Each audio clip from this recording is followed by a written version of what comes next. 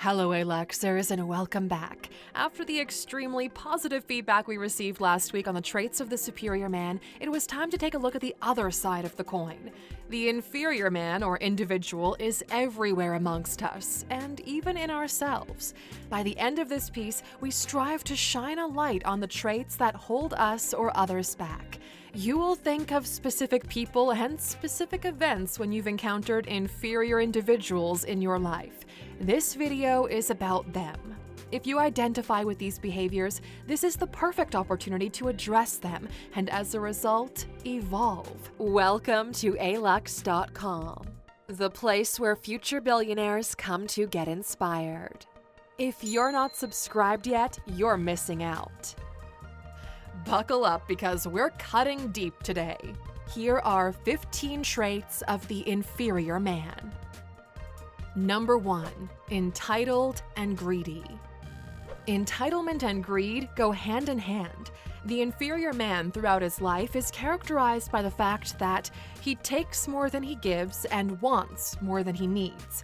They believe you owe them something, that for some make-believe reason they deserve more than you and you should provide it. You will hear it in their speech, you'll see it in their actions. They ask for respect without earning it. They demand service without giving anything in return. They demand your time for their opinion. Theirs is worth more than yours. The truth is, these people are almost always dependent on others. You know them very well and you've encountered them many times in life. These are some of your elders, some of your peers, or even some of your children. They have an almost parasitic relationship with others.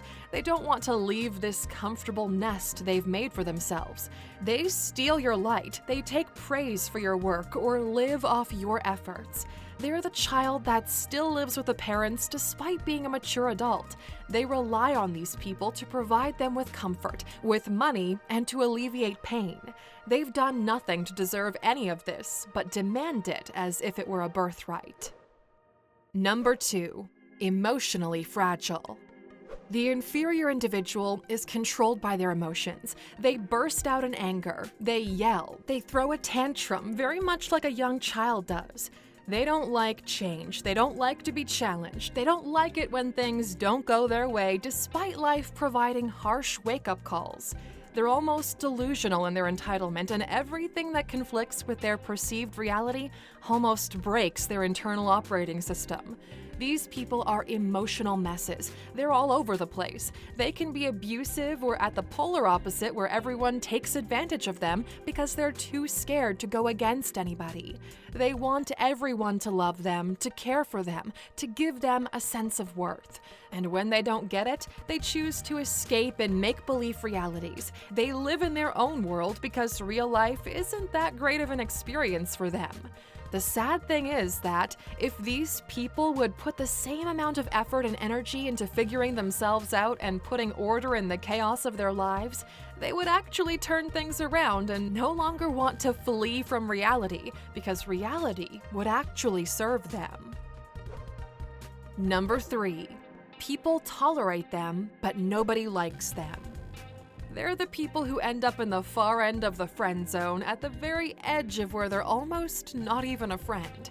The inferior individual falls in love easily, but the emotions are not reciprocated. This happens once, happens twice, then a third time, and because of all the entitlement and fragility we mentioned earlier, obviously the problem isn't with them. No. All women are evil, all men are pigs. The inferior individual doesn't have a best friend. They're one of the friends of someone who has a best friend. They're frustrated and want the attention. They'd do anything to be one of the cool kids, but lack the understanding that coolness is one's ability to be nonchalantly themselves. Even when they're together, they're still alone deep down. They walk behind the group. Their presence doesn't improve the quality of the time spent together. Sometimes their absence is a positive-sum game. They're that annoying coworker that brings the mood down. They're the boss that doesn't motivate anybody. They're the weird kid your parents made you play with that would sniff glue in the bushes. And now that he's grown up, the glue has been replaced with something else. Number 4. Uneducated and loud. This is a terrible combination. The inferior person loves to hear themselves speak. In their opinion, they have all the answers, despite not understanding any of the facts. They believe their feelings are truth. For them, how they feel always trumps what the facts are, and for that reason alone, the facts must be false. Their inability to understand the fabrics of reality on top of everything we've mentioned earlier makes them terrible members of society. Every uneducated person is a caricature of themselves. They talk a lot but don't actually say very much. They don't read, they don't explore, they don't want to hear why they're wrong, as if God himself bestowed all knowledge there is to know onto them already. They don't understand that knowledge is valuable information in motion. It's fluid, it grows, it evolves, it develops in time. Think of a child that the only education they get is at school and nothing outside of it. Yet people still associate education with only academic studies. There's nothing more dangerous than the people who have the illusion of knowledge and the confidence to scream it out into the world. They believe in increasing the volume instead of improving the argument. The inferior man is loud and in your face. We said this before when talking about financial success. Money shouts, wealth whispers. It's the same with knowledge. The more you understand about the world, the less of a need you feel to yell about it. In a weird way, silence is like intermittent fasting for the mind. You don't feel the need to talk unless your input improves reality. Number 5. He has not found his identity. The inferior individual draws their identity from the group, and there's always a new group where they're looking for acceptance. They're like the child that's going through a phase without realizing it, but instead of taking a piece from every phase and building an identity, they throw out everything with every new variation. Vegan today, carnivore diet tomorrow. These are the fake male feminists who are there to only get laid. They'll say and do anything to get acceptance, approval, and feel some kind of worth. Remember when you had a crush and found out what kind of music they liked, and so you started listening to the same bands in order to impress them? They do that now, only the colors on the poster have changed. Exposing yourself to as many ideas as possible is quite a valuable trait, but that's not what the inferior man does. Instead of only absorbing the positives, they embody the group identity with both the good and the bad. Einstein said it best when he said, "We all think alike, no one thinks very much." The problem with groupthink is that bad ideas go unchallenged. They set high walls for themselves where everyone who's outside of the walls becomes an enemy. Not knowing who you are is extremely stressful, but identities don't come in cookie-cutter shapes, so don't try to alter your shape just to fit in. Number 6. It's never their fault. The reasoning is quite simple. Since they're entitled to the outcome they want and are ignorant in why the world isn't just giving it to them, it's obviously not their fault when something doesn't go their way, it's the world's fault. The inferior individual thinks everyone else is at fault for what is happening to them. Others aren't worthy, so they're cheating in order to get ahead. They all got lucky. They all schemed their way or got preferential treatment. When things go south, the inferior man is quick to put the blame on others. They have a long list of external factors that lead to the negative outcome, but they don't have their own name on that list. No, why would they? The fact their life is shitty is because of others. The world doesn't allow them to be great. They're all waiting for someone to hand them the life they believe they deserve. Number 7. Laziness and short-term thinking. The inferior man wants immediate results. They want to get a shredded body quickly. They want to get rich fast. They want the love of their life to come knocking on their door today, all without lifting a finger. They think that others who got it know some secret or are privileged to some occult knowledge that if they get their hands onto it themselves would quickly improve their lives too. But these crafty people don't want to share their secrets, so the inferior individual resents them for it. They laugh at hard workers. They judge those who wake up early. They giggle at those who run when they're having the time of their lives sitting on a bench. They know better than that. They worked out once. They didn't like it and the results weren't showing, so the process obviously doesn't work. Their inferior mind concluded it so. It's the same with money, wealth, and love. Why endure pain if there's not an immediate reward? So, he doesn't endure pain. Every decision they make is focused on making the present more comfortable, even if it's at the expense of the future. The world is filled with willing people, some willing to go after it, and some willing to let them. There are people you know that grew old thinking they could have made it in their respective fields if they wanted to, but they didn't want to, or some external force kept them from it. Number 8. They put down others to make themselves feel better. The inferior man is both one that puts down others for their pleasure, as well as the person who's being put down by others. A superior individual doesn't need to put others down to make themselves feel better. They would also not allow anyone to put them down or put others down in their presence. That's what makes them superior, not a flinch of power someone entrusted you with. The inferior individual demands respect through power or any other sort of leverage. These are people who give you a gift or do you a favor once in a while and keep reminding you about it forever. In their eyes, you owe them a debt and you're going to collect it in perpetuity. Very much like sociopaths, they find pleasure in putting people down. Their brain fills with just the right chemicals that make them feel like they're on top of the world. They go through life comparing it with that of others. They enjoy this middle-of-the-hierarchy position, for it allows them to look down on others. When looking upwards, they only see stairs that need climbing, so they'll kiss every single ass, agree, and change stance as long as they can stretch their necks just a bit more upward. But the reality is, they actually despise those above them. Which brings us to number 9, envious. Envy is a very strong emotion that shows up in weak people. We envy in others what we believe we deserve. Envy is the last form of entitlement where just because someone has achieved something worthwhile, we wish we had it ourselves without doing the work that they did. There's a slight difference between being inspired by the success of others versus envious of their achievements. The inferior individual fails to understand why others are reaping rewards when in their eyes, they're more deserving than them. They believe they're great and others suck. Why is she with him when he's a douchebag and I'm such a nice guy? That's what the inferior man asks himself, not realizing they're actually not very nice. They want success, they want love, they want praise, yet society is coming at them with a wake-up call that they choose to ignore. That's how envy is born. Envy in itself is a declaration of inferiority, for a superior man doesn't need what others have. Number 10. Never hits his goals. A recurring theme in their life is the failure to meet their own goals. They have wishes that they've told others, but never do any of the work to get there. When they do some, they complain about how hard and how much work there is. They quickly find that external reason to blame for their lack of progress.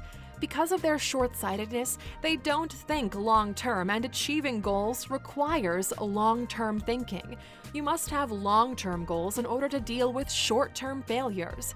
As individuals, we expand by the amount of effort we make in proportion with the goals we set for ourselves. The bigger the goals, the more strategic we have to become with our effort. The inferior man has paper hands. Even when he's holding on to a good opportunity, he screws it up. He's panicking. He's jealous. Overall, he's just not in control. If you go to Goals by Alux.com right now, you can scroll down and take a look at the curriculum of goal mastery and see the systematic approach one should have in order to achieve their goals. The inferior individual fails at all of the steps in that process. Number 11. They want to be the only one who wins. It's not enough for them to just win. The inferior individual wants everyone else to fail, as if other people's success would somehow take away from their own. They're driven by seeing others envy them. There's this underlying belief in the inferior man where everybody wants to see you do well, just not better than them. You probably know someone like that. I mean, we all do. In their eyes, if they can't get it, nobody else should. They don't even want you to try. They want you to cut your chances of being better before they even start. These are people who will tell you that you can't possibly do what they've done because you're not like them. They're special. They tell you about everyone else who failed trying and that you're better off just giving up now. Why risk the humiliation? They do this because deep down they know it's not that complicated. It takes a little bit of practice to put things together, but if everyone else made the progress that they made, they wouldn't feel so great anymore. While the superior individual embraces the challenge of self-improvement, the inferior individual prefers to stop anyone else from catching up to them. Number 12. Reputation.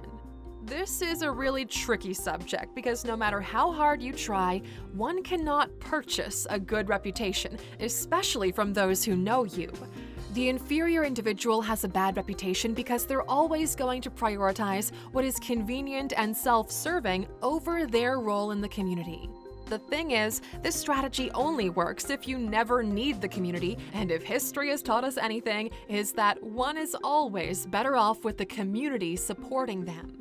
Your actions are the price you pay for reputation. If you care for your actions, your reputation will care for itself.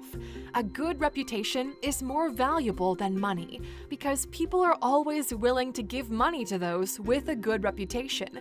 People are willing to help those with a good reputation because they trust them. People support those who they trust, and trust is earned by proving that you'll do what you say you'll do in a truthful manner. What the average person needs to understand is that you can't build a reputation on what you're going to do. As individuals, we tend to judge ourselves by our intent and others by their actions. One's reputation is solely based on actions. Many young people don't realize that as time goes by, the value of one's reputation increases as their ability to alter it declines, so make sure you take care of it. Number 13. Believes others are worth less than him due to factors outside of their control. This is basically a more polite way of saying that they're racist, misogynistic, homophobic, or a bigot. If any of these people are minding their own business and you come swinging at them, you're the problem. Inferior men always feel the need to prove to the world that there's someone else that they deem inferior. No one who is truly happy and fulfilled would go after people minding their own business. This hatred that they feel toward others is an instilled one. Nobody is born with this hatred. They learn it from other uneducated people and grow carrying it around. You were born where and the way you were born by chance. You could have easily been born on the other side of the fence with a different skin color, worshiping a different god, and yelling back at the same people you identify with today. From an anthropological perspective, there's no such thing as a race. We are the human race. We choose to add all of these twists and terms and names in order to facilitate disagreement and feel better about the camp that we happen to pop up in. Number 14. Not free. The inferior man is not a free man. They don't own their time, they don't own their life, they don't own themselves. Somebody else does. Somebody else tells them what to do, when to do it, what to wear when they do it, for they will punish the inferior man if they don't abide by the rules they impose. The inferior individual puts their head down and swallows it all as they jump back on the hamster wheel of life. They marry who other people tell them to marry. They study what other people tell them to study. They sell their time, brain, and bodies in exchange to only get a small portion of the spoils, enough to just keep them able to come back tomorrow and do the same.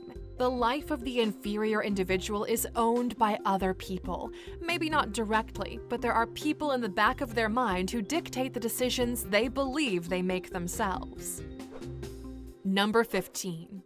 When they go to bed at night or are alone, the inferior individual is unhappy.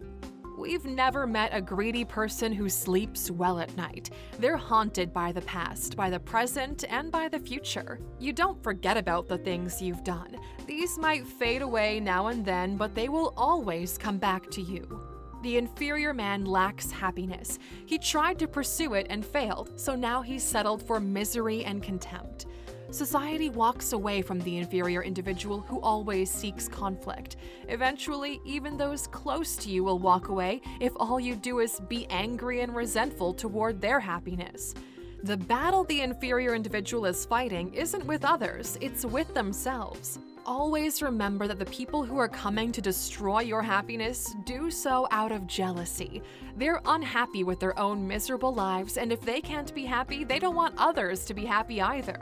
There are many different types of inferior men and women out there, but their inferiority is brought on by the way they position themselves, not only in society, but in their own eyes.